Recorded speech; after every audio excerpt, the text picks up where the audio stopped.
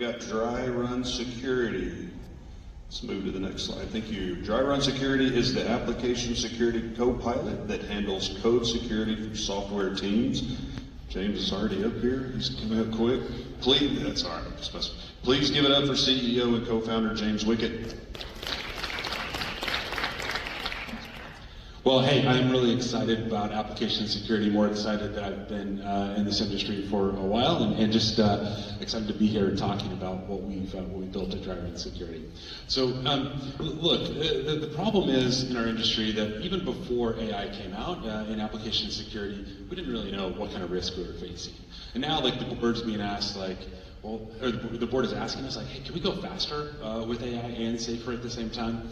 A lot of our policies were stuck in PDFs or wikis or just somewhere, meeting notes somewhere. But now, like, context risk is actually the more important risk than like the pattern-based stuff that we've seen out of like OWASP over the years. And a lot of the tools before, they wasted a lot of people's time. That's why, like, you couldn't get through an application security talk or vendor booth or whatever where people weren't like, oh, false positives, false positives, false positives, false positives. That's all we could talk about. And now developer output has really outgrown security resources, and then, like, we just don't have the ability to review it. We continue to see we've seen like a doubling of code volume and velocity over the last 2.5 years. Over the next 5 years, any number of reports say it's going to like 5x, right? And we've actually seen an inversion of the type of risk. So no longer is SQL injection and cross-site scripting and all the classic risk, the pattern-based stuff really the most important. It's more contextual stuff like authorization, logic flaws. Well, we realized that detecting most of your problems during code reviews, like, that's where you get the best ROI. Right, and so Justin Collins over at Gusto, he says, yeah, they would love to do this, but like he's one of our customers, but they struggle to find the risk even if they had the time. Well, we have 4 code review agents that we ship. Our contextual agents, we have one that goes on every pull request, ones that looks at for custom policies. We have our code-based insight agent that looks across all repos for all risks. And then our deep scan agent, which takes code at rest and analyzes it just like you're having a human code reviewer do it, but instead of weeks, you get it in minutes. And look, if you leave here thinking about anything else, I just want you to know, friends don't let friends use last generation SAST, right? Like, we are outperforming in the classic categories and then also the contextual based stuff. And all this data is public, and we have a report that you can download and check out. So here's just a quick view of DryRun Security. We collect a ton of context, and that's a bunch of data like what's going on in this code change. We're able to present this to developers, and we break it down like how you could fix it and what this means.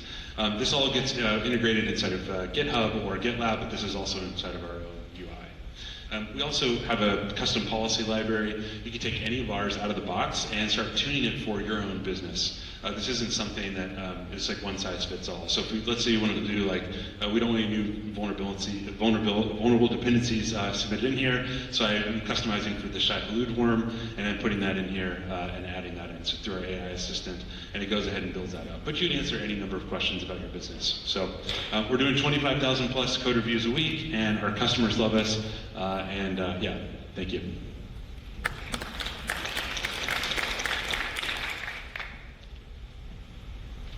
I'll ask the same question as before. Sure. How are you confident that your tool is going to keep pace with that 5x level that you mentioned before, and keeping up with the slop that's coming out of AI development? Yeah, that's right. Yeah, so we think that the only way to fight AI is with AI. And so because all the risk is kind of moving to that contextual framing, all the other tools don't just keep up. We also have some new data that we're sharing with everybody at our booth, where we take like the OWASP LLM applications. So applications built as LLM based or like MCP servers, all the risk there, like the top 10 there, like it's really hard for pattern-based tools to find anything. And it kind of makes sense, right? Like AI systems, they know how to learn patterns, so they can read all the SIMGRET patterns or all the SonarQube patterns or whatever.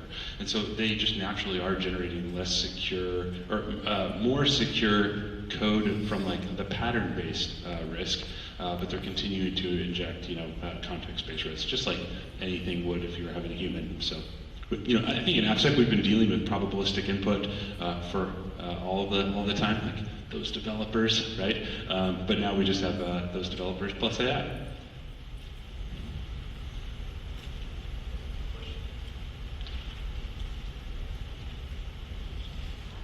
All right, friends, don't let friends you sneak. Bye.